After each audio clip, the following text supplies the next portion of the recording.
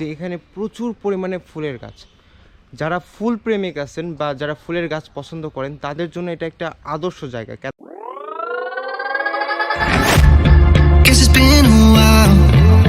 Since I fell in love, but after last time, don't wanna mess things up. You're so beautiful, and I can't deny. My heart is always with you, my head's always stuck in time. Love, let me go, 'cause I've been holding. আসসালামু আলাইকুম guys, শুভ সকাল। আমি এখন আছি হচ্ছে কাঁচাগোল্লা শহর নাটোরে। তো সকালবেলার রাজশাহী থেকে এই তো রওনা দিলাম ট্রেন থেকে, দেখতে পাচ্ছেন। এখন যাওয়া যাক। আমি এখন যাচ্ছি নাটোরের উত্তরা গণভবনে। নাটোরে বেশ কয়েকটা জায়গা আছে, যেমন হচ্ছে দীঘাপতিয়া রাজবাড়ি, নাটোর রাজবাড়ি, তার মধ্যে অন্যতম হচ্ছে উত্তরা গণভবন। তো এখন আমি যাচ্ছি উত্তরা গণভবনে, আপনাদেরকেও সেই সঙ্গে নিয়ে যাচ্ছি, চলুন। সো গাইস, এই তো স্টেশন থেকে চলে আসলাম। দীঘাপতিয়া এলাকায় হচ্ছে আপনার উত্তরা গণভবন। তো আমি এখন ভিতরে ঢুকতেছি। জায়গাটা অসম্ভব রকম সুন্দর। দুই পাশে আপনার হচ্ছে রাস্তার দুপাশে ফুলের গাছ। এই পাশে একটা পুকুর আছে, এখানে পুকুরের পার। এই পাশেও একটা পুকুর আছে, জাস্ট অসাধারণ দেখতে। তো দেখতেই পাচ্ছেন আমি এখন উত্তরা গণভবনের ভিতরে। আমার ফার্স্ট টাইম আসা হয়েছে, আমি এর আগে কখনো আসি নাই। যদিও আমি নাটোর আসছিলাম, বাট উত্তরা গণভবনের ভিতরে আমার ঢোকা হয় নাই কখনো। তো এই ফার্স্ট টাইম, জাস্ট অসাধারণ লাগতেছে। আশেপাশের এরিয়াগুলো অনেক সুন্দর, জাস্ট একটু দেখেন। চলেন তাহলে কথা না বললে বেশি, পুরো উত্তরা গণভবনের একটা সিনেমেটিক শট দেখে আসি। আশা করি আপনাদের অনেক ভালো লাগবে, কারণ জায়গাটা অসম্ভব রকম সুন্দর। তার মধ্যে এখানকার মানে এত পরিষ্কার পরিচ্ছন্ন যে কি বলবো, ভাষায় প্রকাশ করার মতো না। তো চলুন সিনেমেটিক শট দেখে আসি, আর এনজয় করতে থাকুন আপনারা।